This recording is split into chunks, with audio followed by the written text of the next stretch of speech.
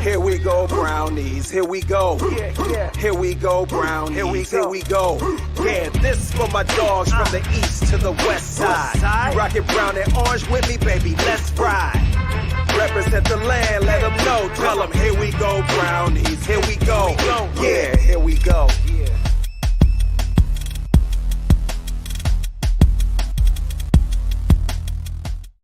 Welcome in, everybody, to another episode of the Here We Go Brownies podcast. I'm Ali Heisong, coming to you live from Pensacola, Florida. Joined with me in beautiful Cleveland, Ohio, we've got Dustin. Dustin, what's going on? How you doing? I'm doing great, Ali. We're actually in Strongsville, Ohio tonight, a burb just south of Cleveland. The Browns backers are all in town for the next 3 days. So there's about 300 of the chapters from all over the country, including Florida. There are some chapters here from Fort Myers and some other places down in Florida. They're here enjoying all the festivities inside and having a good time. But this is kicking off because football season's officially here in Cleveland.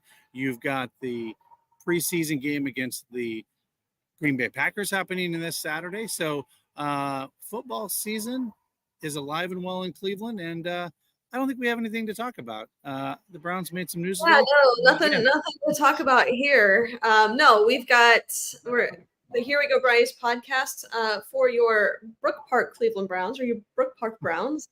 And of course, we've got some Brandon Ayuk stuff to talk about. And then we're going to get into the Hall of Fame stuff. We're going to talk with Stump Mitchell here later on. And of course, bring on Dr. David Ullery to the program. Before we do so, Dustin, why don't you tell our listeners about our friends over at City Barbecue? Yeah, if you haven't had City Barbecue, guys, you've got to get into their 7 northeastern Ohio locations, Solon, and including right here in Strongsville, guys, right down here in Strongsville, City Barbecue. But you can get them in Medina, but all those wonderful locations all over Northeast Ohio. Enjoy that. Get in there. They have the party packs that are happening right now. But by the way, if you're a restaurant or you're a business, that wants to cater and actually get that for your business or whatever, they do a lot of that. If you have any weddings or any big events happening like yourself, Ali, you got a big event coming, if you want to cater something or you have an event, they're great about that because they have 7 Northeast locations here in Northeast Ohio. So they can fit the needs for anybody that has that. Yes, there you go. There you have it. And by the way, it's really good. So be sure to check them out. But like we said, we've got a big show coming at you tonight. Dustin, where are you at? You're in Strongsville. What bar are you at? Mulligans. Like, something you do like in golf, right? A mulligan. I'm at Mulligans. This is actually the home of the Strongsville Browns backers. So we're actually, they're hosting the first of several parties for the Browns backers chapters. We'll be in Cleveland tomorrow at training camp, Ali. I got some stuff to share with you on that. I was actually able to go to training camp on Sunday. So I have some insights that I saw, with my own eyeball test. But yeah, this festivities kicked off here tonight. Your good friend Hanford's in there. He's in there, and guess what? A person that you mentioned recently on a podcast, Kevin Mack, hit the golf cart top, is in there as well. So he said he might have to come by and say, hey, Ali, have you been working on your golf game? I have knocked 20 strokes off of my golf game since. I know you have. You beat my ass now. You beat my ass now. Yes, I'm in the business of beating ass. But Dustin, before we welcome on Dr. David Ullery, I know you mentioned we've got a special guest in the crowd with us tonight over from Truth and Travel. Is she ready to come on? Let's give it a few minutes. I told her 8:05, but as soon as she shows up, we can start talking about it. But if you want, we can just kind of. All right, we will get to her when she is available. But in the meantime, we are going to bring on Dr. David Ullery. So we may have to postpone that little that interview. But we're going to bring on Dr. David Ullery for the medical moment. This is brought to you by our friends over at Lorello Vineyards. Here we go, brownies. Here we go. Woof, woof. Hello, welcome to Lorello Vineyards, Larry and Kim Lorello. We have a beautiful Here We Go Brownies wine that we would like to offer to you this season as we did last season. We have several other award-winning wines, lovely entertainment and events coming this summer. So come and see us, wine a bit, you'll feel better. Yeah, I'm looking forward to seeing you at the Muni lot this fall. Go Browns. All right, and with that, let's bring him onto the program. Dr. David Ullery. This interview is brought to you by our friends over at Lorello Vineyards. David, what is going on? How are we doing?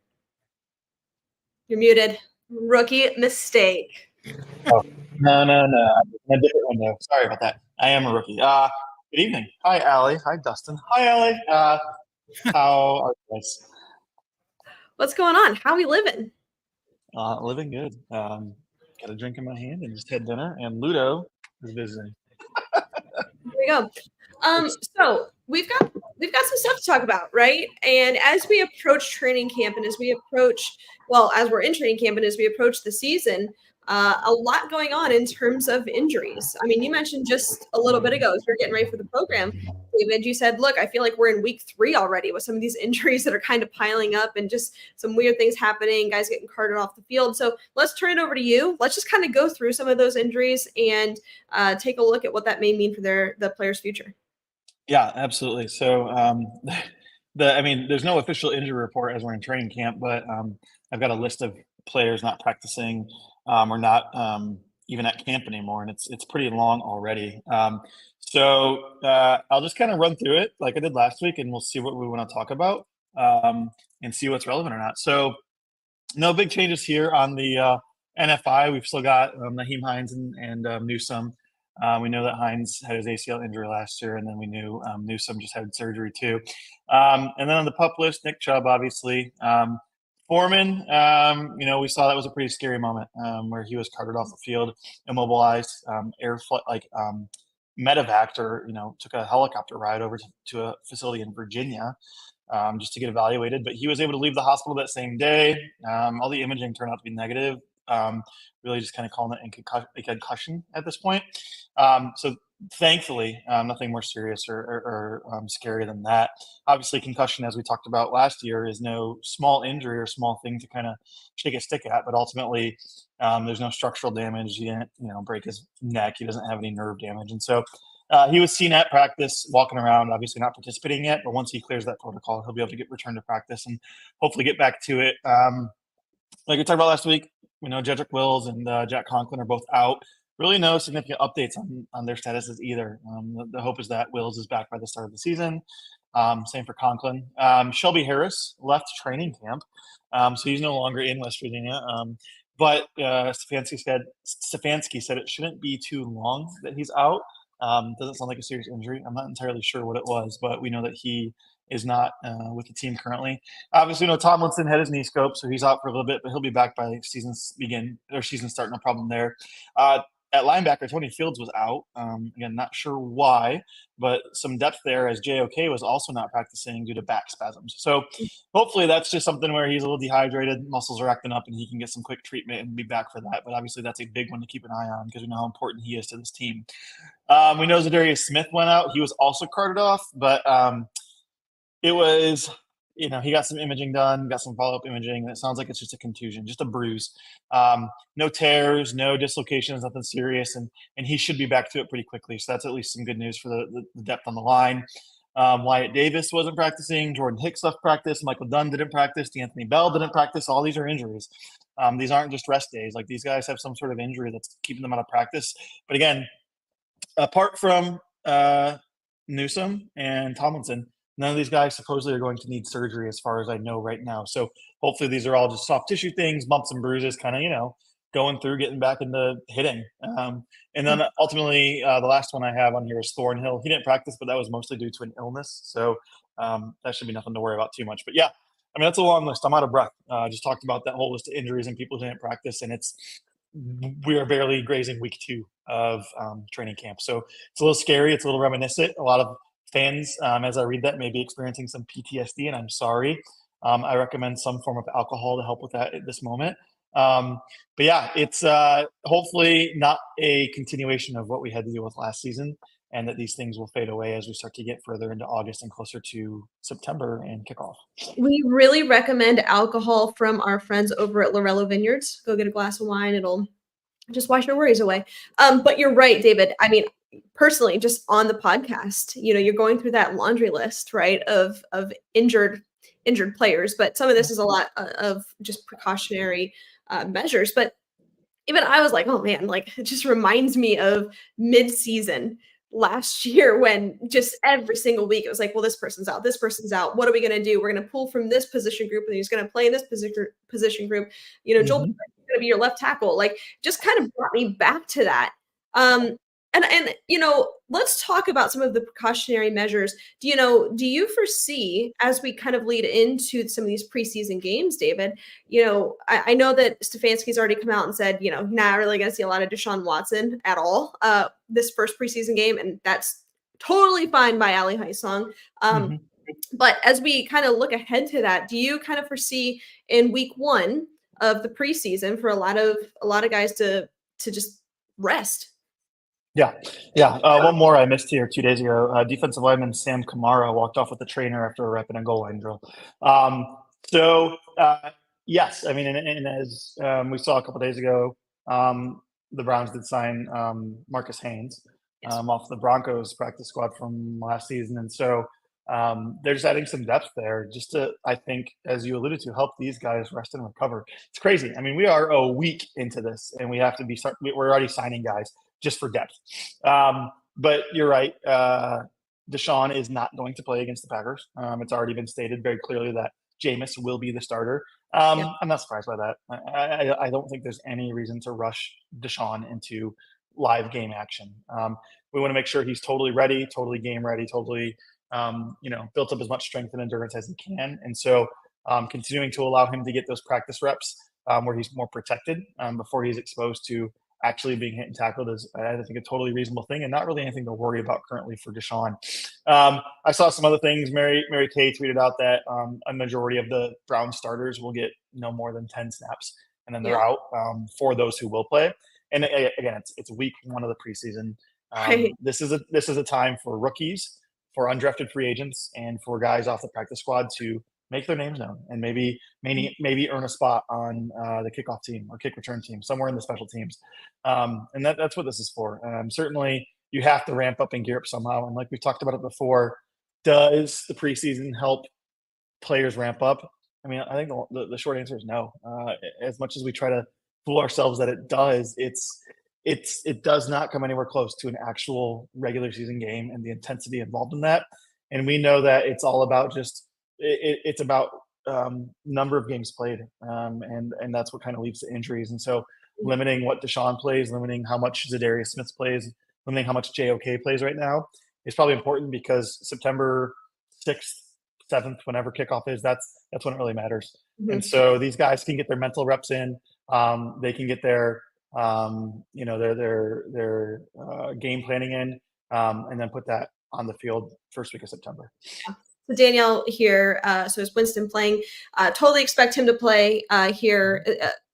Probably even him on a limited snap count, but expect to see him first couple of drives for your Cleveland Browns, but expect to see a lot of Tyler Huntley and DTR. But like you mentioned, a lot of these younger players that are looking to put some film out there. But speaking of Danielle, she brought up another good point, David. Jedrick needs to build the legs up. We were talking about Jedrick Wills just a little bit ago, and there's still question marks surrounding Jack Conklin and Jedrick Wills, which is kind of terrifying, because outside of DeJuan Jones, here you've got some serious question marks at the tackle positions on both sides. And yes, you're going into this season with some veteran talent on the interior of the offensive line, but the outsides, it's a little bit scary. Can we talk a little bit about Jedrick Wills and Jack Conklin and kind of your expectations there, David? Yeah, I mean, I agree with her about building those legs up. It's kind of like putting a potato on some chopsticks. Like, he's just going to kind of topple over, and we know that he's prone to some injuries. And so not only that, building the legs up, but also just getting game reps. I mean, we saw last season before he got injured, he's not polished. He's not polished. He's rusty. He does not have, that refined gameplay and just grasp of the position. And I mean, I'm not trying to discredit the man. Like, he plays in the NFL. Like, of course, he's further along than I could ever be in terms of that sort of position. But when it comes down to it, comparing him to other tackles across the league and even on the same roster, he needs reps, and not being ready to play, I think, is going to have not a diminishing effect, but it certainly isn't going to have a contributory effect on his ability to protect Deshaun this season. And I know we talked about it a little bit last week. Is there some consideration to moving? moving Dewan over to left side and putting Jack on the right side, and then letting Jed just kind of fill in where he needs to. I still think it's worth considering. It's going to be a rotation between the three. I really think it will be because at the end of the day, all we have right now is Dewan, who's like, got an injury last year, right? He's not a sure thing in terms of availability. Yeah, he had a knee injury and a knee surgery too. So I mean, there's no shortage of injuries for anyone on this offensive line, and so I do think that as much as I just talked about Jed getting reps and the importance of him learning and just getting footwork down and getting positioning, he also needs to get healthy. Whether I would say a healthy Jedrick Wills playing some role on the offensive line is better than an injured Jedrick Wills resulting in a backup playing. I mean, even if he's not, a top half tackle in the NFL, which he isn't, it's still better than probably what the backup's going to offer. And so even if he's a little bit, rusty the first couple of weeks, we just have to anticipate that and, hope that he can get back in the game form pretty quickly once he is cleared to return. And same with Jack Conklin. I mean, we know him. He's an established vet. Like, the man can play. And so there's less to worry about him from a gameplay and scheme standpoint, and more just about making sure he's healthy. There he is. There he is. You got the top dog, Hanford Dixon, in here with you on the house. What you guys doing, man? What's up? How we doing? Allie, you excited about training camp has started? Oh, I'm pumped up. I was just saying a little bit ago, like you can just feel the energy in the air. I'm just ready to rock and roll, Hanford. Allie, listen to this. This team is loaded. I mean, absolutely loaded with talent. But you know what? The only problem I see, the whole AFC North is loaded with talent. It's the issue. So tough, don't you think? Oh, it makes it tough. Yeah. Where's your sidekick at? K-Mac. Where's K-Mac? I think he got out of here. Hey, Hanford. love you guys. Go ahead. Go ahead, Allie. No, I was just going to ask you, what's your take on this team? I know we've got a ton of talent, but how you feeling about this team? You know what? I'm feeling really good. I'm feeling really, really good. I know the key is going to be Deshaun. And I think he's headed in the right direction. Shoulder looks good. He's growing in practice. And defensively, I know we're going to be strong.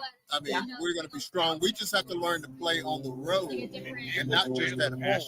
So it's going to be interesting. I tell you what, I heard some people say we're only going to win 8 games, and I said they've lost their mind. Yep. This football team is much better than 8 games. This football team is going to be right up there at the top of the AFC North. But like I said, again, you got Baltimore, we got stiff competition, we got Pittsburgh, who's going to be better. Not only do they not have a quarterback, they have 2, and then Joe Burrow is healthy again. But I like the acquisition of going out and signing Jerry Jeudy, the kid who played at Alabama. But I'm just excited. I think you're biased because he went to Alabama. Well, you know that. And then we just have to Nick. We just have to hopefully Nick is back. But if anybody can come back off of that injury, Nick Chubb can. Yep, I agree. I agree with you. Hey, can I go now? I don't care what Dustin say. Can I go? Get out of here. Go get a drink. Go do something. Hey, Allie, congratulations. I seen that you moved. I seen you're getting engaged and everything. You're getting ready to get married. We got a lot going on. David and I got a lot going on. It's busy. It's chaotic. But you know what? You know Brian. Brian from Cincinnati. Yeah. All right. You're gonna make an honest man out of him yet, ain't you? There he is. Guy right there. I know he is. I see him. I'm not blind now. All right. I told him I was going to crash your guys' podcast, but he told me you would kick my ass. So I'm like, I'm out. I'm done. It's always true. You never know. You never know. All right. Hey, Allie, we have Carrie here with True Fan Travel. They're actually partnering with the Cleveland Browns, as you know. So she's going to join us here real quick and talk about Vegas, New Orleans, and all those great things. Hello. Hi, Carrie. Let's hear it. Let's hear all about True Fan Travel. I'm sorry, can you repeat that? Go ahead. Yes, yeah. Let's just hear it. Tell us all about True Fan Travel. So True Fan Travel is so great because we give true fans the experience to travel the world and experience nothing like it. We have the ultimate tailgates and the charter flights we were just having a conversation about, but we have them for New Orleans and Las Vegas. And just picture hundreds of Browns fans on a flight together going to these locations. You have to with Josh be Cripps, on with Josh Cripps. Yes. There's nothing like it. Yeah. She wants to put up with us Browns backers presidents for the next 3 days. Yeah, I'm pretty excited though. Yeah. God And I've bless never you. been to Cleveland. Oh, this is their first time to Cleveland. I just learned something. Yeah. She's a Philly girl. She's from Philadelphia. Yeah. All right. Well, I hope you enjoy it. I'm down here in Florida. I was just in Philly a couple of weeks ago, actually. But let me ask you this: where are you looking forward to going the most? You mentioned Vegas. You mentioned New Orleans. Which city are you most excited to get I have to? a question because I've actually never been to Las Vegas and I've never been to New Orleans. But both of these trips we just have so much going on with these trips that I'm so excited. Like New Orleans, we have the boat trip on the Mississippi River, so that's going to be insane. Yeah, and Las Vegas, we're right by the Strip.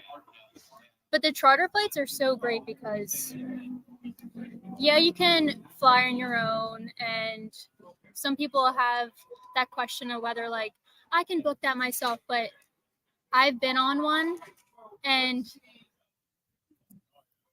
you're just surrounded by so many Browns fans, especially. You're going to feel comfortable, especially for those worried travelers. You're just going to feel at home almost, like when you're not at home. And I'm probably most excited for Las Vegas. All right. Hey, Ali, Yes. George asked a question here, and I think Carrie has the answer for that. Yeah.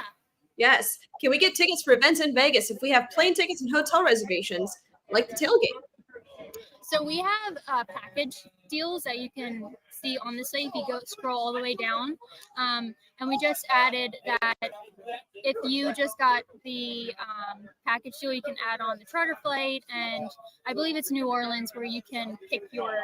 In Vegas, you can do a la carte with the tailgate and stuff like that. So, yes, you can, George. If you've already done your plane ticket, there's a la carte. If you go out to True Fan Travel, you can kind of piecemeal it together if you've already gotten your plane ticket and stuff like that. So you can still attend the festivities if you've got hotels and stuff like that. Yeah, and if you have any questions, you can email contact@truefantravel.com. All right, there you have it. Here's our friends over at True Fan Travel. Carrie, thanks so much for taking the time for us. We appreciate it. Yeah, of course. Make sure to follow us on social so you have some updates too on the trip. We're doing some giveaways. Awesome. Big giveaways. They just gave away a trip last week, right? Yeah, To Vegas.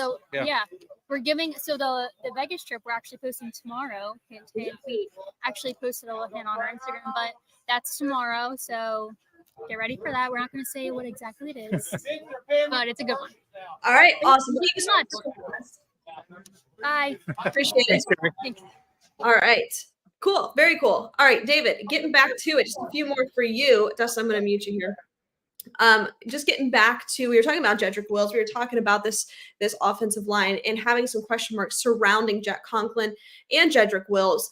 Let's just say both are healthy, right? Then you got a little bit of a battle going on. But I think Jake on the OBR, he was saying, look, even if Jed is kind of ready to go by week 1, he still needs reps. He still needs to get in there and practice. I mean, he battled not only injuries last year, but some inconsistencies at the start of the season. Kind of have to get that figured out before we just roll out there. Yeah, absolutely. I mean, we joked about it, but every time the offense was on the field, and there was a flag thrown near the line of scrimmage, you could almost predict with clockwork accuracy that it was going to be holding number 76 or whatever his number is. I can't remember off the top of my head. And just whether it was, mistakes with penalties and holding or missing assignments, there were definitely a lot of errors on his end.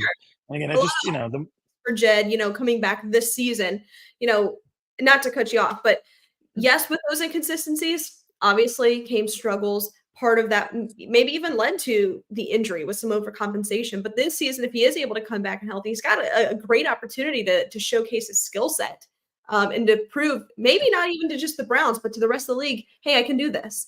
But I just want to go back to that. The opportunity, let's just say they're both healthy.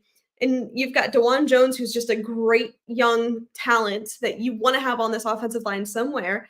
But then you've got Jedrick Wills, who has been your left tackle. You've got Jack Conklin, who has been your right tackle, but both have battled injuries. Which one do you make the swing tackle? Who's your consistent left tackle? That's an interesting question.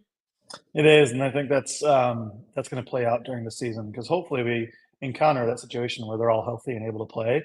And it's just a matter of, plugging and playing where the best fit is and getting your best 2 and ultimately best 11 and 22 guys on the field.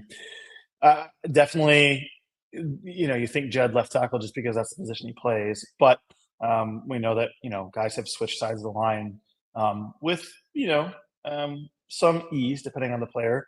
We know Dewan's a little big, so he'd probably stay on the right side, but Jack is a little bit more mobile and can move a little better, so you could end up seeing him playing on the left side. But it's hard to make a prediction. And I think honestly, I know it's a little bit of a I don't know if it's a hot take or not, but that's kind of where I'm leaning, and what my guess is going to be going into the season is that we're going to see Jack move over to the left side and Dewan play the right side, and Jed's going to be your fill-in guy until he can establish himself a little bit more, or one of those guys gets injured. So I'm excited to see what actually ends up happening. I love a little bit of a hot take. Like George says, could you imagine Jones pulling? What that can do to the run game is just with a healthy offensive line. And we know that there's so much talent. That's one thing when you look at this roster, and we've even said on previous shows, man, as we as we go through training camp, just be prepared as fans. You're going to, the Browns are going to have to make some difficult decisions on probably some fan favorites and players that you're used to seeing out there. But that's just what happens with really good football teams when you have so much depth. There's only so many spots, and you want to have the best on the roster. But when you look at a really good offensive line, man, it's really, really exciting to what this offense can be. We all kind of expect Nick Chubb to come back. And if anybody's going to come back and be just, Batman, it's Nick Chubb to be that guy and come back to be bigger, better, faster, stronger. But with a returning Deshaun Watson, and if they make any moves at the wide receiver room, I know there's some speculation out there. As Hanford just said, this, watch out. This is a really good football team. Yep. I completely agree. And the pieces are there. The health is always the question. So hopefully that's exactly it. All right, David, thanks for joining us. We really appreciate it. Thanks for having me, as always. Go Browns. Go Browns. Go Browns. All right, that is Dr. David Ullery. That was brought to you by our friends over at Lorello Vineyards.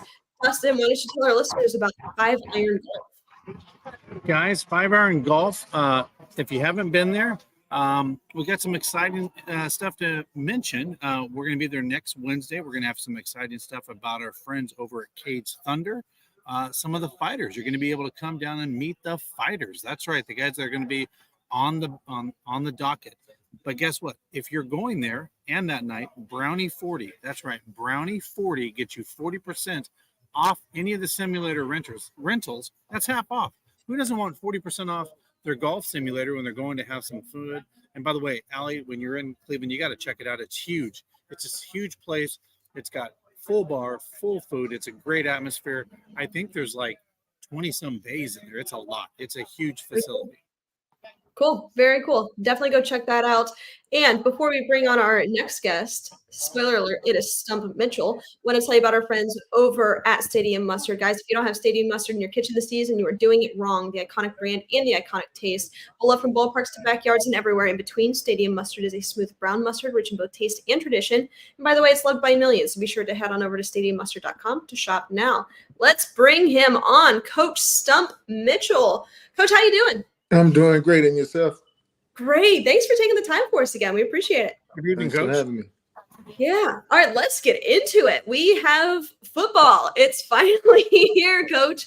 What were your takeaways from the Hall of Fame game? I know it was ruined by some weather, but we finally got to see some live action football.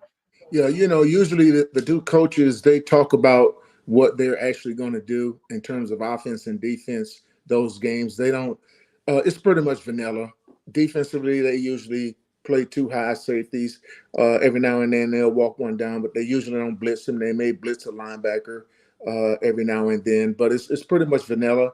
You have your backups, guys out there trying to make the team. And I thought both teams really played pretty good. The quarterbacks on both sides played well. The receivers played well. Collins dropped one, but he came back and caught another one for Chicago. It was a great game. Yeah. So when you're kind of gearing up as a coach, getting your guys ready, gearing up for a preseason game or a Hall of Fame game, of course, what's the message leading up to that? Of course, no, you don't want to see any injuries. You don't want to see anybody get hurt. As you mentioned, it's kind of a vanilla offense, vanilla defense. But, how do you approach that with, some pretty hungry and eager players, I would imagine? You want guys to go out there trying to make the team. Every rep you get is important. Not only are you playing for that team that you're on, but you also want to show the team that you're playing against that you have some skills, be it offense, defense, or special teams that can help their team just in case someone was to go down. So you want to go out there and make plays against that team and, of course, plays for your team. Yeah. Go ahead, Dustin. Stump, here's a question for you. Obviously, we're 3 days away. The Green Bay Packers are coming to town. Stefanski's made the comment that obviously Deshaun Watson will be not starting for this game. Jordan Love sounds like he will be. For those backups, those running backs that are trying to find their spot, be it on the practice squad, be on this roster, you're looking through the coach's lens. What are you looking at in that preseason game? Because someone like a Nick Chubb is already making the roster. But what are you looking at from the running back position and those players in a preseason game? Is there anything specifically you're looking for in that game after they've had that week of preparation going into that football game? Well, now running backs really have to pray that they have an opportunity on all phases of the special teams. With the way that they're passing the ball so much in this league, it's a passing league now. They will keep an extra wide receiver over a running back if he's not a part of the special team. So my deal was always stressing and telling the guys that they have to get on special teams and not just be on teams, but they have to be a vital part. They have to go out and make plays, make blocks, make tackles, and just do everything they possibly can. And of course, they had the skills to play running back. Yeah. We were talking about some of these young guys, undrafted free agents, rookies, going out and kind of making a statement, making themselves known, not only to the Cleveland Browns, but to the rest of the league. But I'm curious, as a coach, when you're watching these games, preseason games, Hall of Fame game, all of that leading up to the season, or putting yourself in maybe a scout's position, what exactly are you looking for? I mean, let's narrow it down to the running backs, right? When you're looking at the Cleveland Browns running backs going into this game this weekend, what exactly would you be looking for? Well, unfortunately, it doesn't always go, but I'm looking for a guy to go out and make plays. Mm-hmm. Sometimes the guy that makes the most plays still, for whatever reason, politics, guy doesn't have the opportunity to get out there and play. That happens at every position. Unfortunately, that's the way it is nowadays. Back in the day, it was pretty much the same way. You didn't have a practice squad. Guys had to go out and they had to earn it. Right now, sometimes these guys are entitled because of the way the system is right now. You got guys that's automatically going to be on the practice squad. I think it's 16 now. And you got guys, if they got drafted, they're going to be around, even though a free agent may be better. Yeah. And it's hard because I'm sure a lot of these guys know, hey, this is a pretty limited offensive scheme we're running out there. They understand that this is a pretty vanilla offense or vanilla defense, depending on their position. But being able to go out and make plays. And I see a couple of comments here, hold on to the ball, kind of just get back to fundamentals. But being able to just showcase their skill set, because oftentimes after the preseason, so many of these guys are going to get cut and possibly and hopefully make another roster. But it's just really curious. I'm so excited to be able to see the depth on this team. We had a question here a little bit ago from Danielle. She asked, the quarterback position, who can you expect to see? Do you think that we will see the Browns kind of rotate through not Deshaun Watson, but of course some Jameis, some DTR, and some Tyler Huntley? You think we'll see kind of a healthy rotation with those players? I think some point in time, you're definitely going to see all those guys. I'm not sure. Jameis probably will get the first shot. But of course, those other two guys are getting the ball game. They got 3 preseason games. Deshaun will probably get maybe the second game and not the third game. But they're going to try to get some chemistry going with Deshaun and everybody else. But the most important thing really are the reps that they're getting in practice. Exactly. That's the most important thing. He'll get more reps with any receiver. in practice than he will in ball games. Yeah, Dustin. So, Coach, I have a question for you. One of our good friends of the program, and you probably know him, Eric Metcalf, right? Great running back for the Cleveland Browns. He talked about just what you said, even back then in the late 80s, early 90s. I made the Cleveland Browns put me on the football field. And like you said, kickoff return, special teams, running back. You have to kind of be multi-dimensional, as we almost say, like a Swiss Army knife this day and age as a running back. It's interesting that you speak to that. Do you see any players that were drafted this year or anybody that could be one of those surprise type of players that kind of fits that mold? Because like you said, we talked about it in my office today, and even Hanford did. He was on. By the way, he popped in here earlier as he was at the event here, and he said, they've devalued the running back position in the National Football League, but it's so valuable to a football team. And like you said, there's so many facets of the games. Is there anybody that you think can surprise not only with the Browns or maybe the NFL here that could stand out that can earn that spot and kind of be a star in the NFL? Well, I think Pierre Strong came on last year for the Browns.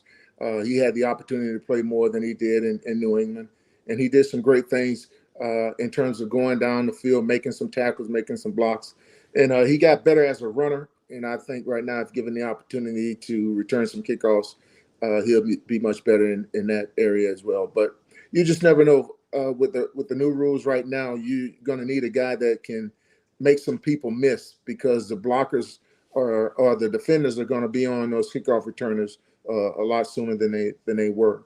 Yeah.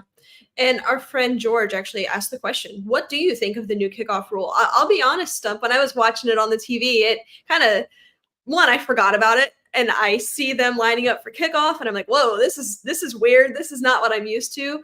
What do you think of the new rule? Well, I think it's pretty good. It takes the, I would say the rough collisions away, and now the blockers definitely have to be a little more athletic, because the defenders are going to try to evade them for the most part. You don't have that running start. So the drills that they do in practice are going to be tremendous. Your mind have to be into it, because you have to give a guy an opportunity. And I think some of those guys are going to house some kickoffs. Yeah, I agree. Dustin, got anything? Yeah, Coach. Obviously, are you going to be watching the game this Saturday? And what are you looking for out of the Browns? Like, as you like you said, you're a professor of the game. So as you watch the Browns game this Saturday, anything in particular that you're going to be looking at? We were talking a little bit about the offensive line, maybe switching some guys around like DeJuan Jones.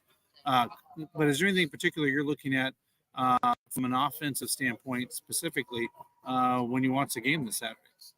Well, I'm not sure who's going to be playing, but I know a couple of those guys probably won't be playing. Joe probably won't be playing. Jack Conklin may not be playing. Ethan may not be playing. I'm not sure.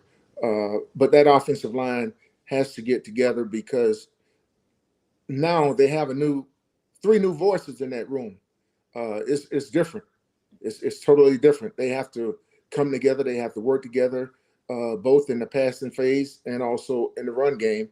And Coach Stefanski has to get comfortable. I don't know if he'll be calling plays this game. During the preseason, he allowed other coaches to call games. So I don't know if he'll be calling, but he'll definitely have a feel for how they're protecting and also run blocking.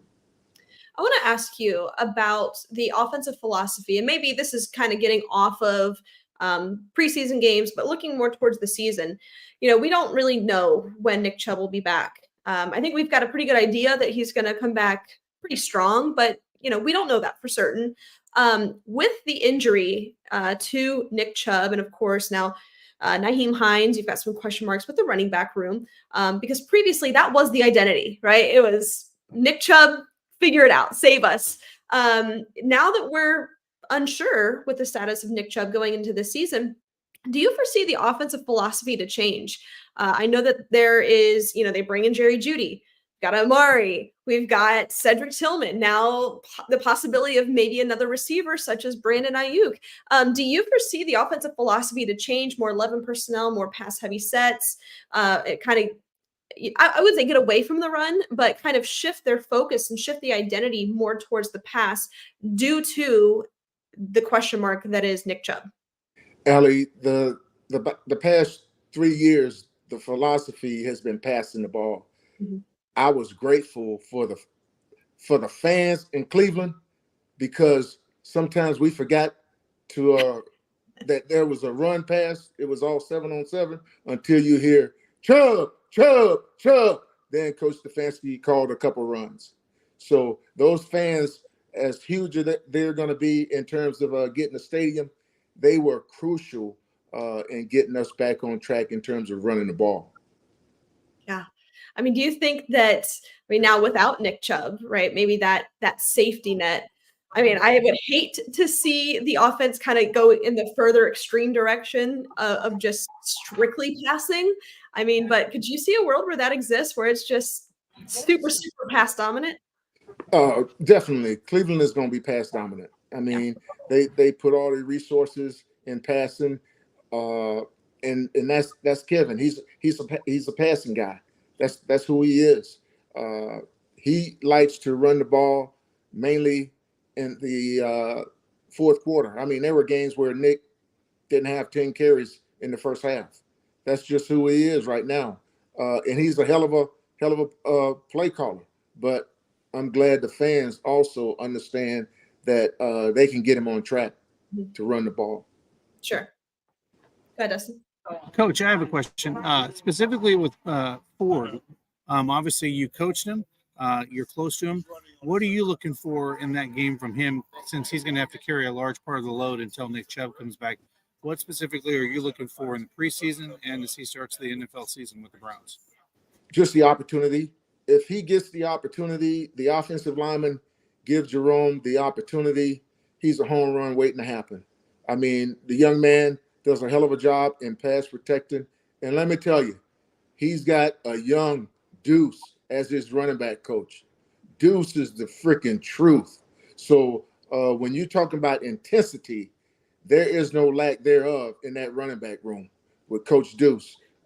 He's going to have those guys ready to go. So the running backs will not be a problem if there's a problem with the run game. You got to get the intensity from the offensive lineman. David Njoku does a hell of a job of blocking. Hopefully he'll continue to do that. And Chad, like I said, O'Shea, who, regardless of who playing wide receiver, he and Callie and Ashton, when he was working with those guys, they worked the heck out of those guys in terms of being complete players. That's one thing I'm just looking forward to is, we just talked to Hanford Dixon a few moments ago before he joined the Stump, and the energy, it's infectious. You can kind of see it. And I'm really looking forward to seeing these guys on the field because I can already tell from what we've seen on social media, from what we can tell just from the snippets of training camp, everybody's really excited to be back. There's a very high intensity when it comes to this team and a big time energy going into the season. So I'm very optimistic. I'll get you out of here on this one, Coach. Other matchups you're looking forward to seeing this weekend? We've got some other good matchups. I know it's the preseason. Maybe it's not the most exciting, but anything else you're looking forward to seeing this week in the NFL? Yeah, I'm really looking forward to see Carolina and New England, because Carolina now, they have Coach Canales, who was in Tampa last year, and he took a couple coaches over there with him, Harold Goodwin, and offensive line coach. So I know they got things rolling. Bryce Young, they're looking to get him going. They brought coach from Dallas, Will Harrier, who was there last year working with the quarterbacks. Before that, in 2022, he was at USC, where Caleb Williams won the Heisman Trophy. So they're looking to get their offense going. And then New England with Alex Van Pelt, TC, and also Scott Peters. those guys working together, as well as having Jacoby Brissett there, and also Austin Hooper. I think is going to be pretty good. Even though I doubt if Austin will play in this preseason game, but I'm looking to see it be a very competitive game. Hey, Stump, just wanted to give everybody a shout out about your new podcast. It's going to be coming soon. You can find Stump on YouTube at Stump Talk Podcast, Instagram at Stump Talk Podcast at gmail.com, Twitter, Coach Stump Media, TikTok, Coach Stump Media, and on Facebook, Stump Talk Podcast. Stump, we're excited to have you on. We got some more exciting stuff to bring to people's information soon, and we're excited that you're joining us, and I think we are going to have a great adventure as the season progresses going into the regular season. I'm going to love it. Oh, yeah. So excited. So excited. Stump, thanks for joining us today. We really appreciate it. Thank you. Have a nice. Right. Take care. Go Browns. That is Coach Stump Mitchell. Really cool having him on. Man, you know what I really like talking about there was kind of the offensive philosophy. Really unique perspective that obviously he brings. He was there. He did it. He lived it. He called it. To see and showcase, with this offensive talent, kind of the philosophy and the breakdown of when to run, when to pass, and Coach Stefanski likes throwing the ball. Well, you know what, Ali, that I took out of that? How the fans can change a football game. And that he literally said when there was chub chants in the stadium, the coach calls an audible and starts running the ball because the fans want it. I think that's truly remarkable in this day and age of analytics, and that the fans still have a voice. And the fact that you have a coach just admit on this podcast that all of a sudden he didn't even have to say anything, but he heard it from the rafters. Hey, why don't you give Nick Chubb the ball and let's finish out this football game? I think that was kind of interesting because we don't get to hear that perspective as a fan. We just know, they started running the ball. Well, they listened to the fans and started running a few pass plays or run plays, and all of a sudden the fans did have an influence. Yeah, most definitely. It's really unique to hear. I want to tell you all about our friends over at Hartville Marketplace and Flea Market. Guys, if you haven't been, you need to go. Head down to Hartville, the indoor shops. They've got over 3 acres of indoor shopping, over 50 unique shops, antiques, treasures, fresh produce, meat, cheese, coffee. By the way, fully heated and air conditioned, so they are open year round. Be sure to check them out or step outside to their outdoor flea market, which has been open for over 80 years. They have over 12 acres of a collector's paradise, over 1,000 vendors. They are open Mondays, Fridays, Saturdays, year round. Please be sure to go check them out over at Hartville Marketplace and Flea Market. So we have some things to talk about. Yes, and with that, Ali, all the signings that are happening down there. Go out to Primetime Sports. You're going to have some Guardians down there. Chase, the closer, and some of the other great Guardians players are going to be down there. Jose Ramirez. There's going to be some great players down there, as well as football players doing signings down in Hartville. Yeah, there you go. Sorry, having a technical issue here with my lighting. Please forgive me. I had to plug my computer in and shift everything over. So my apologies for that. Let's talk about Brandon Ayuk. Let's get into it. Now, there's not a lot to talk about, right? I think you're not going to learn anything from this podcast tonight. You already have the facts. You've already seen it on social media. You know the rumors. You're not going to learn anything.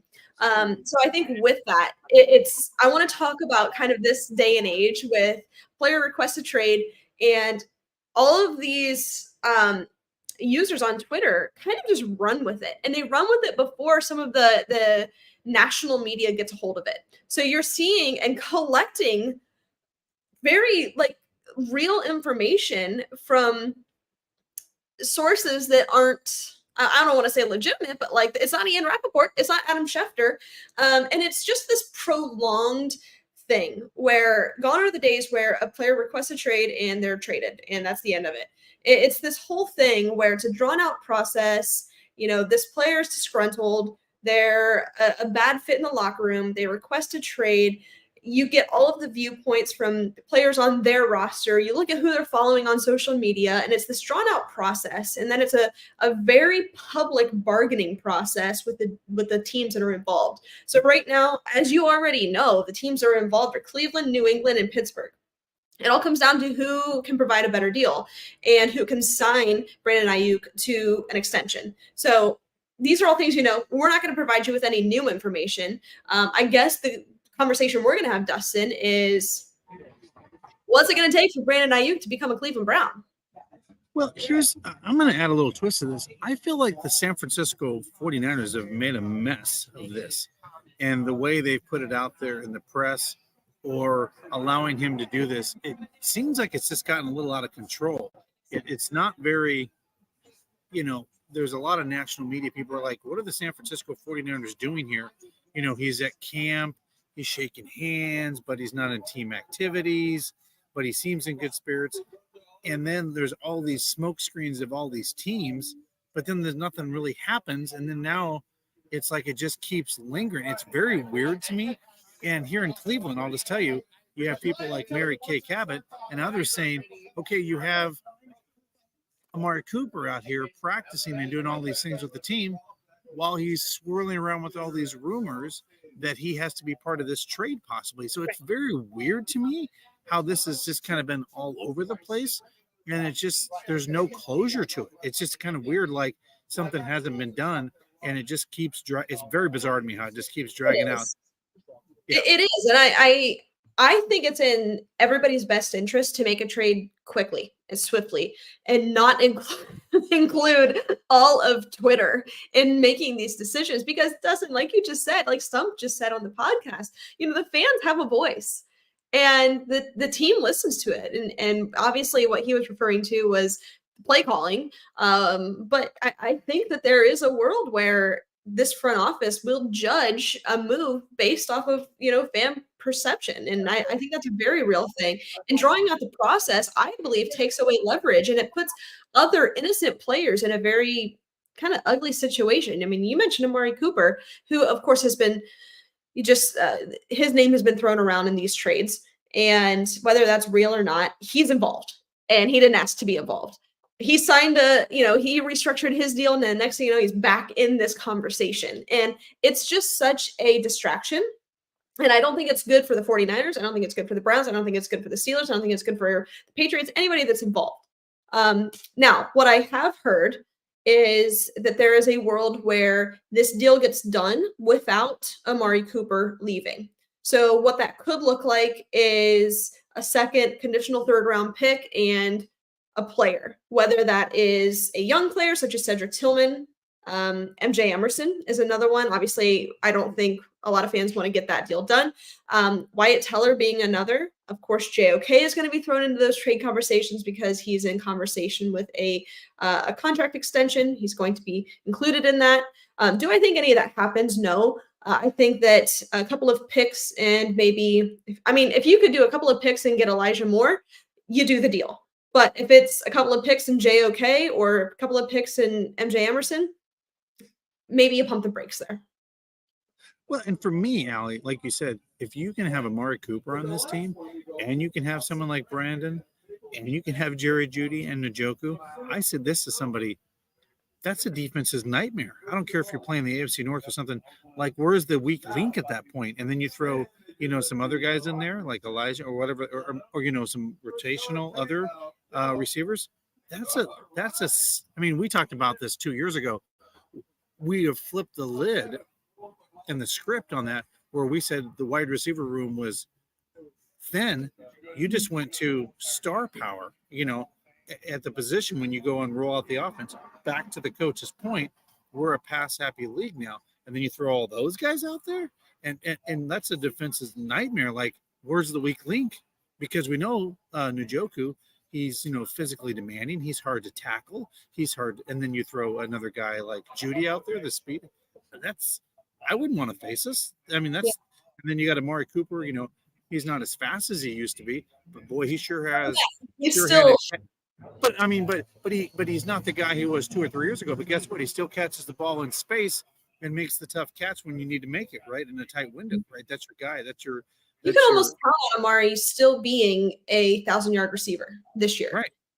He is, especially without Nick Chubb, Amari Cooper has been and will be the safety net for this offense. Yes, Right. you could say David Njoku is also that, but in a pass-happy offensive scheme, you need the guy that's always been there. So I think in order, if Brandon Ayuk does come to Cleveland, does he make the team better? Well, yes, he does. But I would hate to give up Amari to get him. I think in addition to Amari, you can get Jerry Jeudy, Amari Cooper, and Brandon Ayuk. Holy crap. Good luck stopping that. And David Njoku, goodness gracious, that is insane. I think now with a couple of teams in the mix, it's a really interesting situation to see who's going to give up what to get this player, because keep in mind, San Francisco, I mean, Brandon Ayuk is the true wide receiver one. Yes, they have Debo, but he's more of a Swiss Army knife kind of player, but your true kind of prototypical receiver is Brandon Ayuk.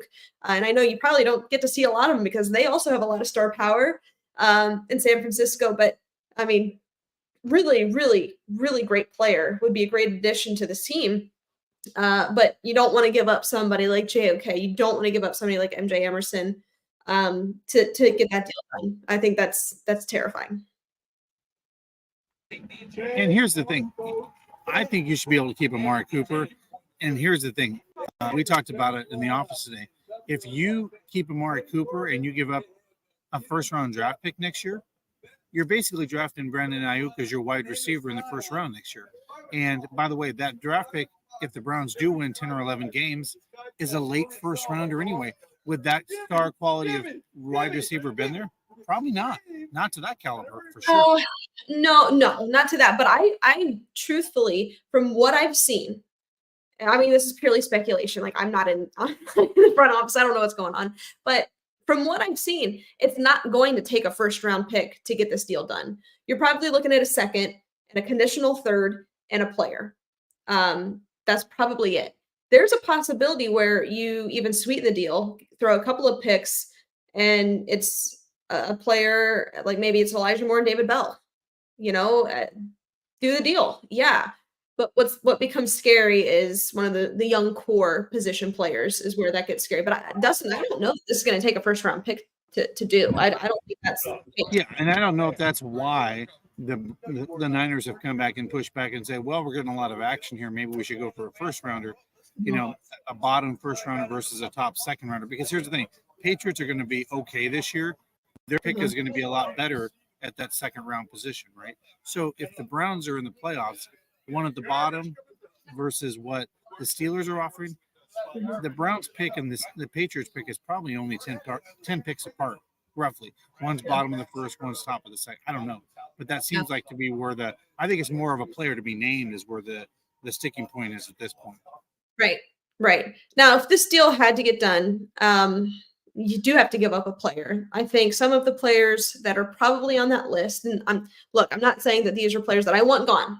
I'm just saying that could potentially be on that list based off of their contract situation. Some of the ones I've already mentioned: Cedric Tillman, David Bell, Elijah Moore, JOK, MJ Emerson, Wyatt Teller. I feel like that's probably it. That's probably the list when you look at. I mean, maybe you could throw in Jed. I mean, that's a world.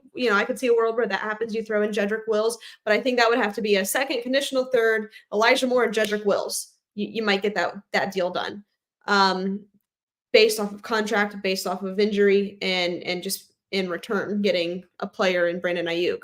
Again, half of those players that I just mentioned, you don't want to see gone. But in order to get the deal done, you may have to. So yeah, and someone like Wyatt with all of his experience, and we know how delicate the wide receiver position can be at times. I mean, the offensive line position.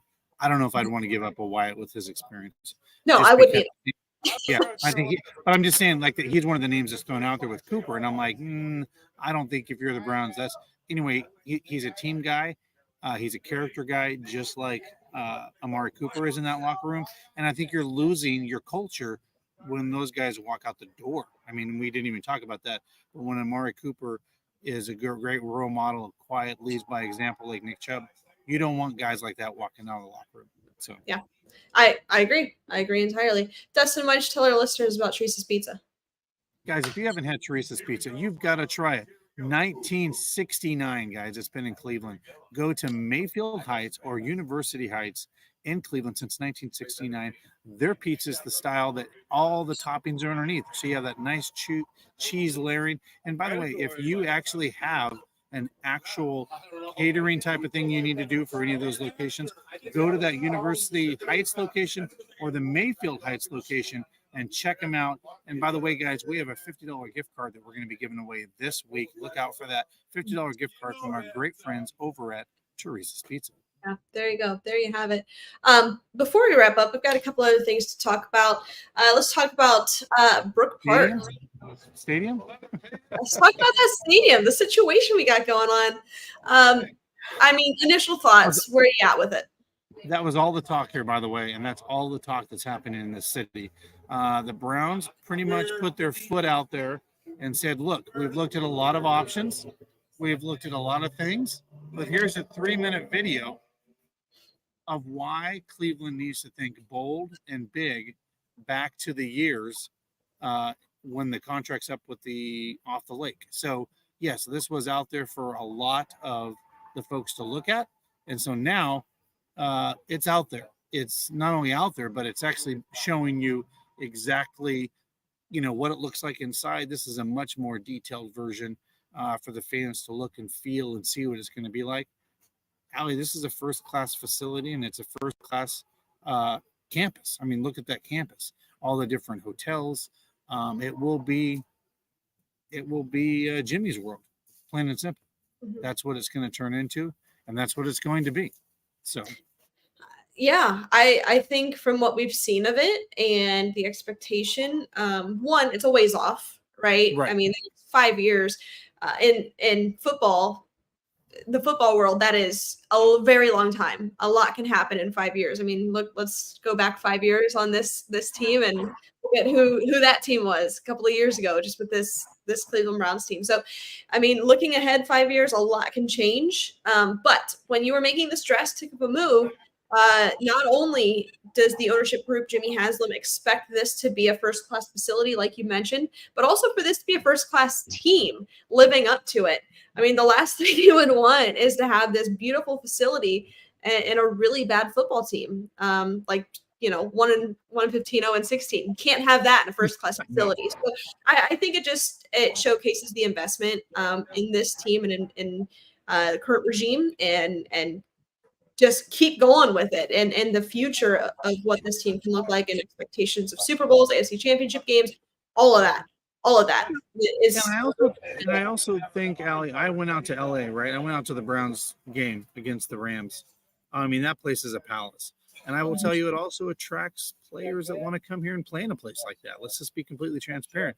Players want, you may even have players live in a city like Cleveland year round now, right? Because guess what? They don't need, they're playing indoors. They get to enjoy things more. They see a lot more advantages to sticking around here instead of, going out of the city. I'm just saying, and Ali, and you know this, based on our full-time jobs, that facility will, for the economic development of Northeast Ohio, there won't be just 10 football games a year. There'll be hundreds of events in that stadium that'll build to the economic development of this entire region, Ali. I mean, that changes, the Final Four, the Super Bowl coming here, boxing events. Taylor Swift comes to Cleveland, Ohio.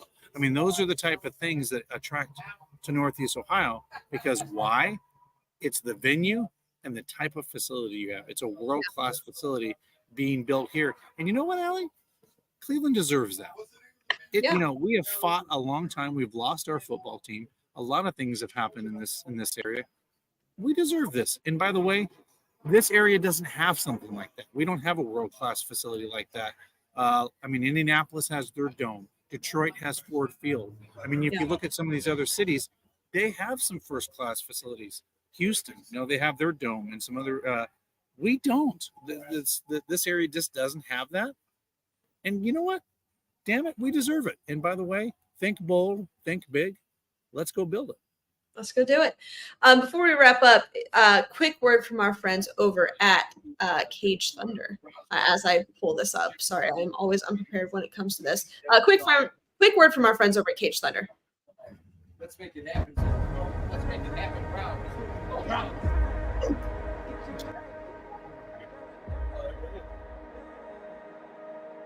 Kind of cool being back where my hometown is, you know, gives me a little refresher when I was young, reminds me why I'm doing it, you know. I think it's a little more motivating than usual, actually, for once. I move different than most people. I can feel it, I can see it. It's not all about, you know, who can do mitts better, etc. I can feel for it. This is just something that has always come natural to me. This is all I do. You know, I've morphed to know as much as I can about this craft, you know, mentally and physically and everything. But before I even started it, I knew I understood combat a little better than the average person, I like to think. Because once I get a hold of somebody or I hit them, they feel the difference.